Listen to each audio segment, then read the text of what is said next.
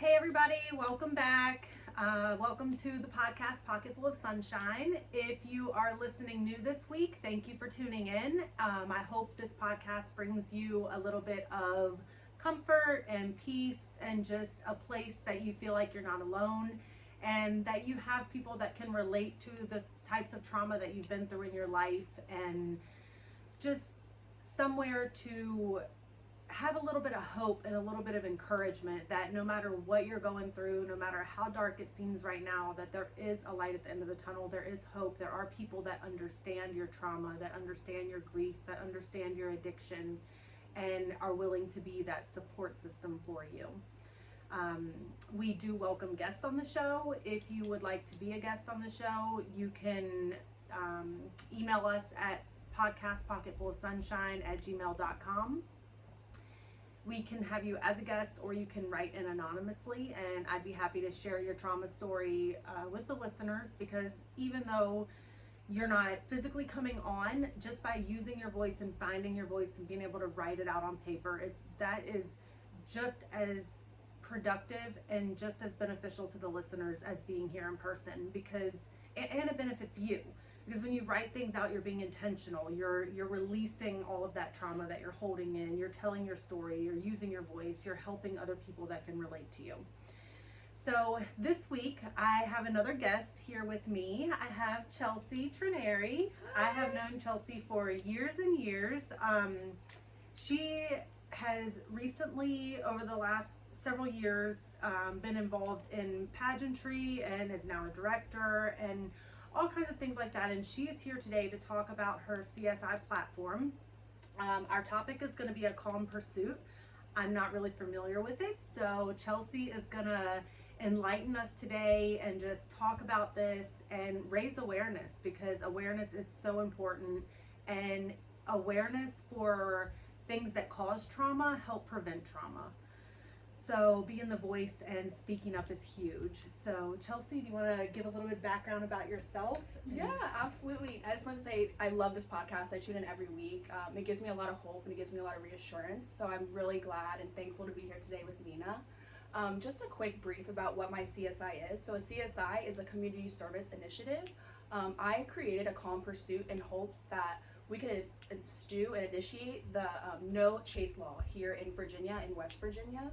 I originally started this because we're seeing such a rise in unnecessary pursuits, and pursuits where we have the technology to be able to address a situation and not take it into a matter that could be so traumatic and devastating to police officers, to family members, to communities, to properties, and all types of different things. And that's exactly where I'm coming from. It's a place of knowing that we have the technology and the power to make these things less of a problem. Yeah, that's a huge thing, as you know, like for you and for us, for our family. You were very close with Hayden, and her death was a result of a pursuit. They had already stopped the pursuit, but the driver wasn't aware of that, or maybe he was. I don't know. We can't really get into details on things with that yet, because we're still going through trial and everything else. But eventually we'll be able to dive into that and talk about it some more. But I think about that all the time. There are several factors and several responsible parties that could potentially be accountable for Hayden's death, and it's just at that, especially when you think about it, a young person driving at an excessive rate of speed like that, like they're inexperienced. Two, especially boys, their frontal lobe's not developed. Okay, so like men, if they're 25, their frontal lobe's already developed, and you're not going to change them. Yeah, like we're being nice and generous. We're not fixing that. So if there's red flags and they're 25 or older, you just walk away. But if they're younger than that, they don't have those decision-making abilities and just the things that they need to make better choices. Yeah, absolutely. So then it ends tragically, like Hayden's case.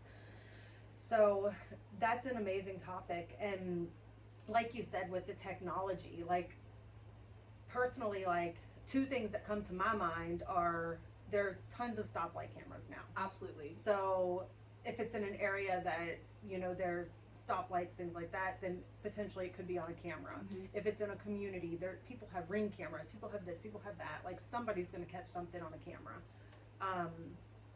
And then drones, like, oh, absolutely. why don't we utilize drones and more that's than what we do? And that's exactly where I'm sitting. And of course, this isn't a diss to any police officer or any of that. This is for the betterment of all of the community, for the safety of our officers, for the safety of our drivers. We have all types of things that we've implemented into cop cars, and of course, people could say, this is such a blanket statement. You're making law enforcement so much harder, but are we? Mm-hmm. It's really about protecting the people. The police are to protect our citizens. We have dash cams, we have license and registration, they take the photo on the front end of the car when you get pulled over. There are so many options that we have that just would make such a better route for everybody involved. And in a way, in a light, it also protects the police officers because they are open to all kinds of different types of lawsuits and things like that when it does end in a death, if they haven't followed protocol to a T. Right. And it affects them physically and mentally when someone dies as a result. Like the officers that were involved in the pursuit that led up to Hayden's death, like, they have been amazing with us. Mm-hmm. They have shown nothing but empathy and just been so supportive and everything to our family. So they feel it as well, Mm-hmm. And then the EMS and the medical professionals that treated her that night, like, people don't realize when something like this happens and someone dies and they're so young, like Hayden was, like, it just trickles across the board from the police officers to the family to the medical professionals, the EMS, and that nobody thinks about that. I feel like they just get forgotten about. And that's what, at first when I was talking about, like, raising awareness so that you can try to prevent this trauma, because the trauma was not just for our family. It's for everybody involved. It's for everybody that was involved, everybody that was there that night. The train conductor reached out to me. Oh my gosh, absolutely. Like, he's like, I'm so sorry. I'm like, it was not your fault. Like, you had no idea. Like, so it's just the grief and then the witnesses, and it's just too much for everybody that's involved. And if there are ways to prevent it, then why not? Right. Why not take advantage of what we have? We have so many amazing things. We've got Amazon. You can literally go on Amazon and buy something, and in the next 5 hours, it can be at your door. Yeah. We have these amazing things that we can take advantage of to just help minimize the damage that we're doing to so many different people. It's such a reach. When you get into a car, you're not responsible for just you. You're now responsible for everybody around you. And even our police officers go through years of training. Nobody, unless you are NASCAR, has been on a track long enough to understand the way a car works, how fast your car can go, where you're going to turn, if there's a wild animal on the road. There are so many factors that just could go into it. And of course, after talking with so many different people via Virginia State Troopers, local Clark County deputies, Frederick deputies, every different police system has different rules. So who are we to say that, here in Clark County we can have a full-on pursuit based on the deputy when we have more wildlife out here? Who are we in Frederick to say, oh, we can chase up until this point because of the stoplights in the city? Why don't we minimize all of this with a no chase law? Let's take advantage of electronics. Let's take advantage of safety, of a community, a sense of peace. Let's address it at a later time. Let's scan a plate and address it at a later time. Let's take a picture of a plate and address it at a later time. Let's call officers ahead. Let's say we have a pursuit, we're in this pursuit, we've maxed out at this speed, let's get a stop on it here. I feel like when I hear all these stories and I'm hearing from these officers, it's such a, we're going at this speed, and then it's out of our hands. It shouldn't leave your hands. It should be the safety in your hands. You are in charge of keeping our citizens protected and safe. Whether they are in a criminal pursuit or not, lives are at stake. Everybody is somebody's baby. Everybody is somebody. We have to protect lives. We have to.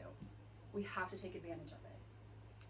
Yeah. It just, to me, and it comes off so passionate for me because I have such a love for Hayden, because I had such a deep empathy for Zach. You know, even if these children are making mistakes, these are lives, these are babies, these are people we should be protecting, and everybody makes mistakes. There are mistakes everywhere. We're humans, and we will always be human at fault. We have got to take advantage of that and recognize that regardless, there always are going to be problems if we continue with these high speed pursuits. Even if it's, you know, such a blanket statement, it is, we're seeing so many, like the statistics are crazy. It's 2 a day, 8 in a week, Wow. 60 a month. It's awful, it's awful. And only 5 of our 50 states in the continental US have it ensued for a no chase law. That's crazy. It breaks my heart because I feel like our officers do so much that to say, you know, we should not be having people be chased. Oh, well, what if it's a criminal? What if it's this? Well, what about the safety of these babies? What about the safety of these people? Yes, they're in a position where it's not okay. Yes, they're in a position where the safety of other people are at hand. Let's address that professionally and with technology. It's not, we're not cowboys anymore, you know, we're not gunning down people in the streets. It's time to take technology to the next step. And that's the thing, and too, with technology, like, especially with younger kids, we know they have TikTok, like, we know they have Facebook, they have all this social media, they do anything, they'll post any stupid thing for a like or a share, right? Right. And so, for instance, like, if Hayden had not been killed and you know, he had gotten away like he was intending to, then he likely would have posted it somewhere. 100%. You know? Right. And then there it goes. Like, once one person posted, then everybody's talking about it, and then somebody's going to report it. Right. And then they investigate from there. And even if it wasn't coming down to social media, there's no way that officer did not have the plate. He had to call in the plate to be able to pursue it. So why did we not So at from first, there? So with her case, at first, It was the they stolen didn't. vehicle, right? Well, they didn't even know, like, at first. So the Oh, okay. first officer did not have any clue, but he did exactly what you said. He called ahead because he knew, Right, you you're know, going that this he way, had right? people up, that he had other officers ahead. So then they were able to get the Mhm. plate, and then that's when they knew. So they did an amazing job following their protocol, but still, nonetheless, because, you know, he thought he was still being pursued, he continued to Right. drive crazy and speed and do all this ridiculous stuff, and then I think he just, I don't know what, I can't even speak for it, because Yeah, absolutely. It just we'll definitely talk about my opinion of that later, but, yeah, it's so crazy, because to me, there's just so much. I mean, they do speed control with drones. They do all Right. this stuff with aircraft overhead. So why are we not using the aircraft? Because then someone doesn't necessarily know. If you're above them, like flying a drone over them, they don't know you're following them, and then you know where they're at, and then you pursue. Like, Absolutely. like once you have somebody that's close enough, they've reduced their speed. Drones can detect speed. So there's tons of other alternatives. street So- cameras, we can follow through street Yeah. camera. All of, I find Like VDOT, the 511, like you Yeah. can go on VDOT and see See all of the 'em. interstate cameras, everything. It gives you updates all the time. It's not going to show you their speed, but it's going to show you the vehicle and where they're at. and the time that they pass. Yeah. Exactly. Yeah. Yeah, and I think that technology is at a point where we should be able to take advantage of it so that we're not relying on human fault anymore, especially when we're seeing such devastating results. And it's not just for, you know, people in pursuit and criminals that are being pursued. Officers, we're seeing officers, you know, crash, get so high into speed, get so caught up in a pursuit, they get caught up to the car and they crash the car. Like, we're losing police car, we're losing government money, we're losing all these things when we could. And even losing police officers. Exactly, you know, exactly. It's devastating to families. It's not and always the communities. criminal's life that's at stake. It's oftentimes Exactly. an innocent person or the police officer, or, you know, just bystanders. They run through an intersection and, you Exactly. know, collide into someone else. So it's crazy. And then the after effect of it is And I know, like, when people are in the heat of the moment, like, I couldn't imagine being a police officer. That has to be one of the hardest jobs there is, besides being an EMT or an EMS, Oh, because absolutely. the stuff they see is just traumatic every single day. Um, but the things that, like, initially you're like, okay, obviously there's a reason this person doesn't want to pull over for me. So could they be, and do they have somebody in the car that they're hurting? Do they have somebody that they're, or something that they've done, Right. and already hurt someone, and they're just trying to get away from it? So in the heat of the moment, as humans, we don't always think about what could happen. We just Right. think about, like, and especially when we're programmed to follow protocols and to do this and do that, we're like, okay, this is my job, this is what I have to do, like, Right. and all of that critical common sense thinking just goes out the window, because you're following step by step what you've been taught, what you've been told, all of that. And so I think it's changing the whole education dynamic of, like, the training dynamic for police, fire, everything. Because when they go to the academy, I'm not really familiar with what police academy involves, but I'm sure that it's basic standards. It's the old school, what everybody's always been taught. Right. It's not any of this newer technology type of stuff. Right, because that's a whole different field. Because you have Yeah. police officers that are in the field doing, routine stops, traffic stops, pursuing criminals, all types of stuff like that. But these technologies we need to be educating our police officers on, because they could be so simple. We could install them into the police cars and their cameras, right? We could have different geolocationals. There's so many different things that we could be educating our police officers on from the jump, that there's, like, the safety could just be blown out of the water. And so you said you've talked to different counties and stuff about Yeah. it. So does it boil down to it being like a financial issue, or just like, this is how we've always done it type of? So, from my understanding, it comes down to really what the police chief wants out of their, their precinct. Mm-hmm. They are either looking to pursue to an extent, or to pursue and you do it until you get there. It's always based on the agency, and not that our police officers aren't trained or that they're not educated enough, but if we're leaving it up to each precinct, we're seeing such a divide. Yeah. Because, and we're seeing such an economical difference too, with cities, with counties, with, we go right down the road up here, get on Marshall, and you go straight into, the woods. You're in the woods. What is the difference between Frederick County, Virginia State, and Clark County? Like, why are we leaving it up to there? We need to have a baseline of safety. So I just, when you ask officers and they're like, it's up to the agency, it's up to the precinct. We do our best to be safe, and of course they do, always, of course they do. Yeah. But who are we as humans, so cognitively thinking to know what the next move would be? Like, well, my captain says we can chase up to 55 in town. What do you do when it goes to 60? Do you stop? Or in your pursuit, are you like, well, my police officer captain said let's go to 55, he's at 60, do I just go 60 and finish the job? Or do I stop? Like, there's got to be a baseline of what we can do, and it has to be equal across the board. Yeah. So that's definitely where I'm standing at with that. But yeah, it's just, I don't know if it's boiling down to financials, or if it's just, per how they feel. Yeah. So where do you start with, like, trying to be the voice and, like, be the movement? And I mean, do we start at a local level? Do we start at a Senate level? Like, where is the starting point to try to get this to be something that is a blanket, like, for all of Virginia? Like, what are the other two states that have the no chase? So there's 5 out of 50 that have five, one. So okay, 5, I'm sorry. it would be Washington, Oregon, California, Nevada, and then Illinois. So I see, that, like, Western, like, more chilled out vibe, but at the same time, like, it's got to be a safety for everybody. But where I personally started with this is I got a ride along with a Frederick deputy, because I was like, who am I, you know, not a police officer or a good driver, to say the least,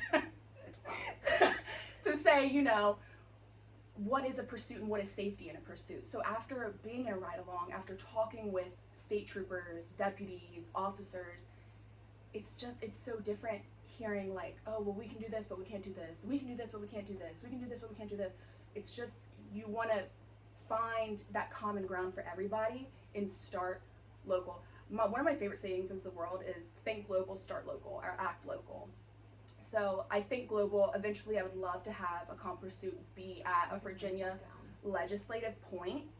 But for right now, I'm really worried about educating my community, having people rally behind me as a community, understand where I'm coming from, understand the importance of a comp pursuit, educating everybody. And that's where I've started, reaching out to people who are influential in our community. Nina with a podcast, reaching out to the fair. Can I be a director? Can I get my pursuit out there? Can I talk about what's important to me? Can I help inspire younger girls who want this same, you know, idea? We want to help the community. We want to give back. Like, can I be that person? And I can, and I've turned into that person slowly, you know. And you get the wheels on the truck, and you get them turning. You know, you oil up the brakes, and then, you know, it's one thing turns to another and you get the roll on it. So right now, really we're just getting the word out. We've created a Facebook page. You can always follow any of my socials too. I talk about it a lot. What is your Facebook page for the listeners? So Miss Chelsea Trenary. It's just a pageant thing. It's just Miss Chelsea Trenary, and then it talks about my my personal CSI, my talent. You can keep up with all the pageants that I've entered as a contestant, all the pageants that I direct. All that good stuff. And you know, it's just really to advocate for a safer tomorrow. A safer tomorrow is really all we want. And it's not just for a safer tomorrow for families, a safer tomorrow for police officers. It's a safer tomorrow for everyone involved. Right. Yeah, I love it. Thank you. I love it so much. And so we're going to go off topic a little bit and talk about the pageants, because I feel like pageantry, I know especially for Jocelyn, and of course, Kylie always did pageants as well. I did pageants as a kid. You've done pageants. A lot of people are not for pageants at all. They're like, oh, they're just parading around little girls, da, da, da, da. But for me, it was always a confidence booster. Like, you get out there, you know that you're confident. You win some, you lose some. But it teaches you that, one teaches you to see the beauty in other people and to appreciate it. And when you get to the level where you have to start talking on platform topics and doing interviews and things like that, it helps you build that confidence to know that you can be a voice, you can be a change, you can use that platform topic and change the world with it. Absolutely. And so it's been an amazing experience for us, and I know for you now as well. Like, it's just, I don't know how you feel, but I feel like you having to have the CSI for the pageant, like, that was a gateway, that was a door that you were given an opportunity to open, and now will make so many changes, so many positive changes in this world. Yeah, absolutely. And I think just with pageants in general, you know, you do get that idea that, like, oh, it's all about your face and your body. No. Yeah. It has not boiled down to that for so long. We are seeing such a positive, intellectual, emotional change in pageantry in the past 10 years, where the intellect and the poise and the personality and the conversational skills of your queen are much more important than what the face is offering. And I think that is honestly what really drew me into pageants, and what kept me going, is that becoming Miss Clark County, being my first big title, it gave me a position where people wanted to listen to me. You know, you're Miss Clark County Fair, they want to hear what you have to say. So that gave me a position to be able to talk, you know, this is what I have to say, I really want you to hear me, I'm passionate, I'm an advocate, I'm going to tell you all the facts, you know. And then from there, you get that, like, that community where the other girls are supporting you, and then you're supporting other girls. And then you get friends, and you get friends that last a lifetime, you know, like, it's forever.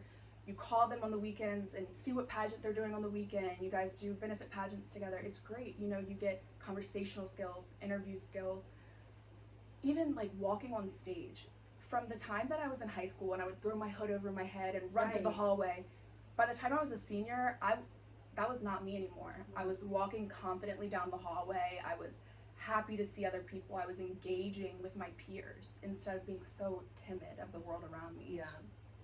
Yeah. And I think that's really what drew me into pageantry and then kept me there was just the positivity that comes out of it. You know, you get to see beautiful girls and beautiful dresses, and you meet all these people that are passionate about so many different things, and you meet all these girls that come from all walks of life that just are so motivated to be that voice for whatever they're passionate about, or be Yeah. the voice, or be somebody. You know what I mean? And I think that's exactly why pageants hold such a deep place in my heart. Yeah, and I still remember, and they're lifelong memories, lifelong yeah. lessons. I still remember when I did Miss Clark County, what year was it? Geez, 2000,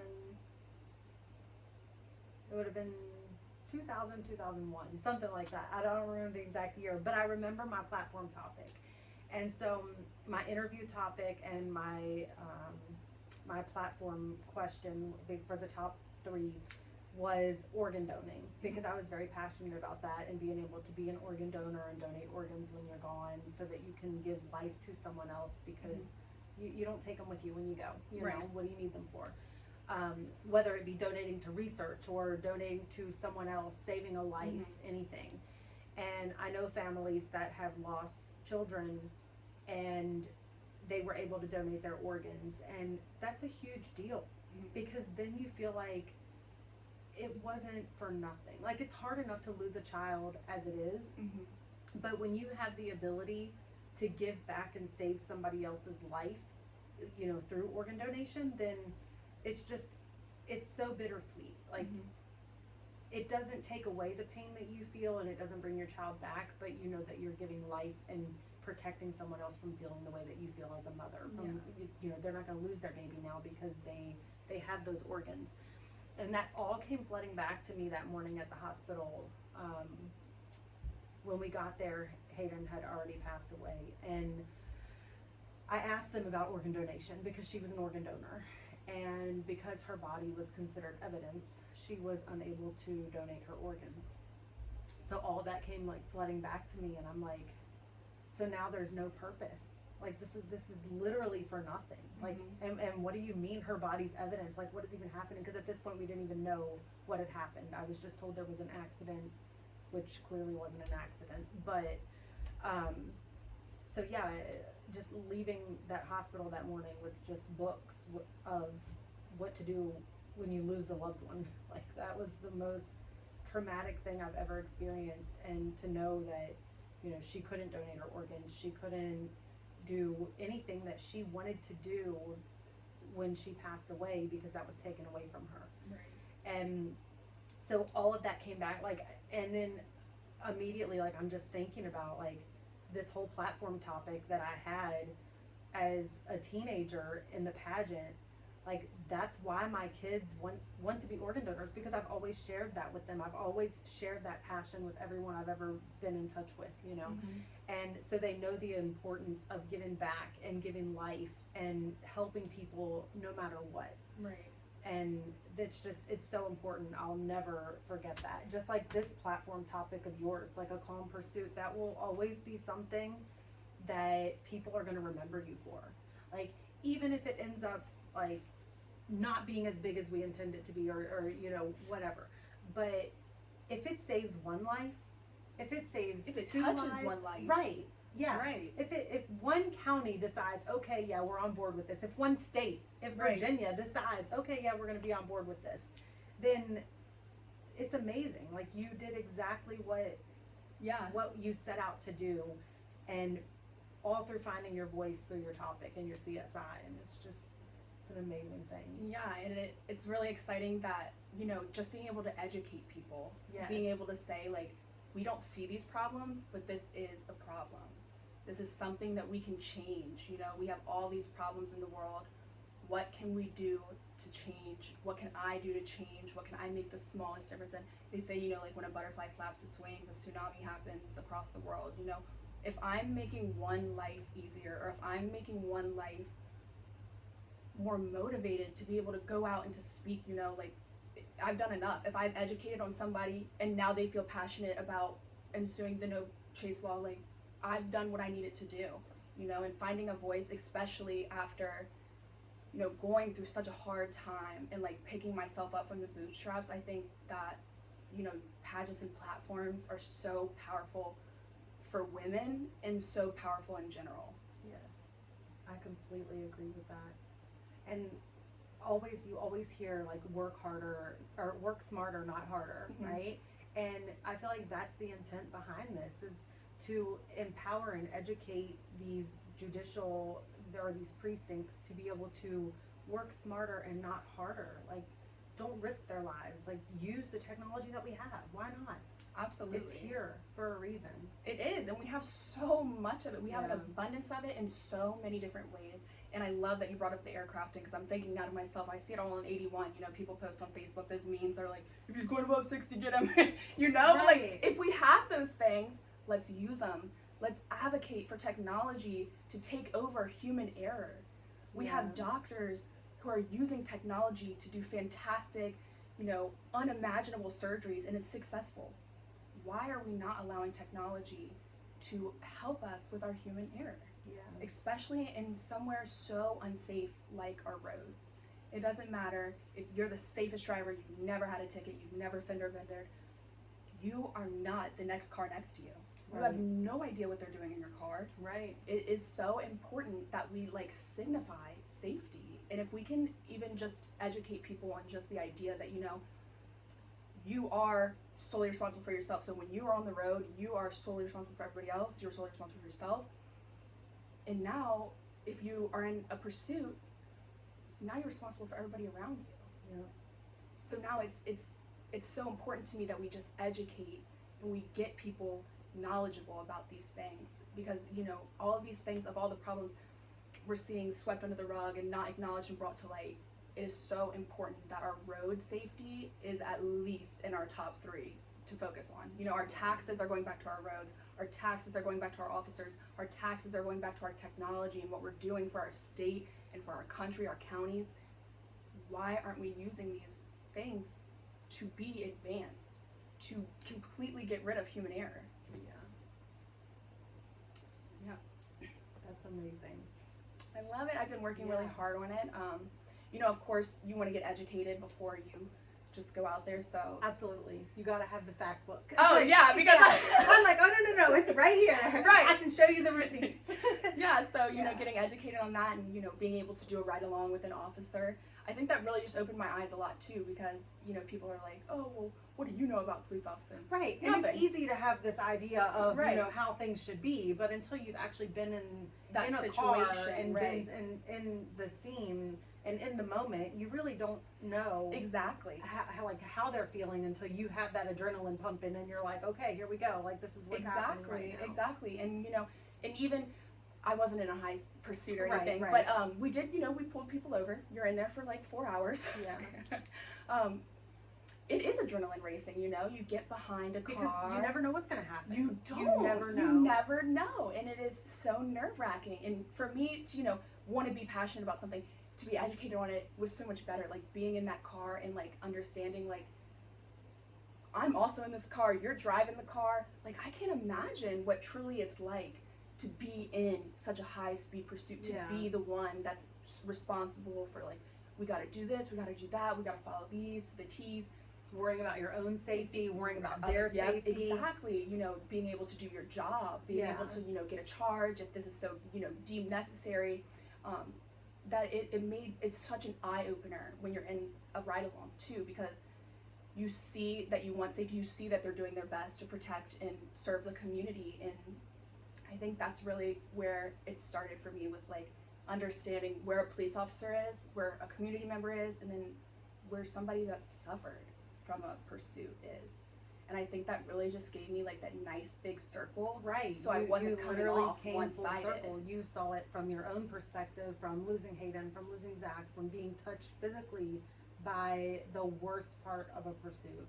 You were able to see it from a police officer standpoint, and then also from the civilian. Yeah. So that's truly like that's amazing that you're able to do that and be able to look at the whole picture, because anybody can come up with a topic and speak on it, but people won't listen to you unless you know the whole picture. Right, and unless you're like in captivating Unless them, yes, you have to, as humans, and TikTok is so famous now. Yeah. You scroll through TikTok, if something's not immediately like, you're swiping. You're just keep on, yeah. So to be passionate about something and to be so educated on it and to see it in such a 360 point of view, I feel like definitely allows people to even want to, open their ear a little more. Right. Like she's not it's just like a she girl. really knows what she's talking about. Yeah, she's not just a girl with a platform. Right. Yeah. She's seeing it from different point of views. I'm not just advocating for one side. I'm advocating for the whole team. For everyone. Right. Yeah. Yeah. I love that. I love that especially because I know a lot of people will only advocate for one side, Mm-hmm.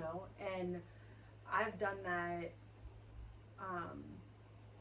a couple of times myself, just for other just different things. Especially for the longest time, I did that with domestic violence because I'm a survivor of domestic violence, as you know, and I spent years playing the victim. Mm-hmm. Like, woe is me, like I did nothing wrong. But then the more you heal and the more you understand and the more you have seen every perspective of the dynamic, like you understand it. As a kid, my mom and dad had a horrible domestic violence relationship, and so growing up I was always like, I don't know why she ever stayed, I don't know why she did da da da da. It wasn't until I found myself in a domestic violence relationship that I understood exactly what my mom went through. Oh, so the absolutely. same with you, like being able to do that ride along and see all of the different points of view. I was then able to do that with my mom, and I feel like had I not been able to do that, or had I not been through that and seen and understood, then she and I wouldn't have the relationship that we had today. Right. And I wouldn't be able to be the advocate that I am today. Yeah, absolutely. And I think that's beautiful too, because coming from a place where you're not in the best situation, with somebody that you so deeply love and so deeply care about, understanding the role you played also is so important. Like as a civilian, if I am in pursuit, what role am I playing? What role am I putting other people in danger in? Like Right. seeing all these different sides and being empathetic and being open to understanding is even more eye-opening. Just being aware of what we're doing, what we're bringing to the table, and how we're affecting the people around us too. Not only how we are being affected, but how we're affecting others around us as well. Mm-hmm. Yeah. And we as humans, we really fail at that, holding ourselves accountable. Oh, We wanna absolutely. always, like initially the first thing everybody wants to do is just find somebody to blame. Yeah, instead point of, fingers, right. Yeah, instead of holding ourselves accountable for our part, because it takes more than, just one person in certain situations. And even if it is solely one person that is to blame, they still want to look for other things that they can put it on because they don't want to hold themselves accountable. Absolutely. That's a heavy weight, Yeah. Coming to the conclusion that, like, especially if you take someone's life. Right. That, you played a part in that is such a heavy, heavy weight, and I always say, you have to be just a little bit disgusted with yourself to want to make a change. Yeah, absolutely. You absolutely need to. And I think that's where I was when I began this, I was disgusted with how I felt about losing so many people. How are we losing so many children? Why is this happening again and again? You get disgusted with where you're at, and you are like, where can I make the difference? Where am I going to be the change? And I think that's definitely such an important part of all of it. Yes. It's been so fun. I'm so glad you had me on Thank today. you so much for coming, and this is an amazing platform, an amazing topic.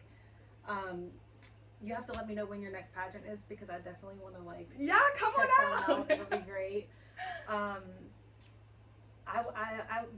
This is amazing, and I will definitely be on board with this and help you in any way that I can, and make changes.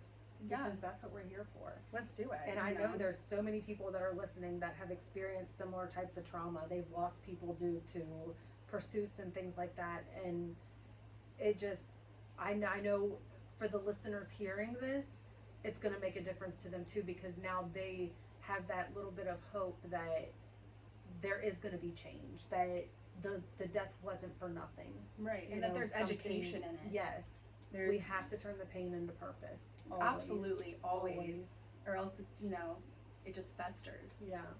Yeah, and definitely before we cut, if I could just throw one thing in. Yes, go ahead. Ladies, if I could say anything, if you could take anything away from me today, outside of my CSI, you are never alone. No matter how painful the situation is, and no matter how ugly you feel or how hard it is to bring these real emotions and these situations that you've allowed because you didn't want them to happen, or you thought better of a situation, there are so many beautiful women that are here for you and that are going to support you and that want to hear you, that want to love you, that want to give you that purpose and that passion back into life.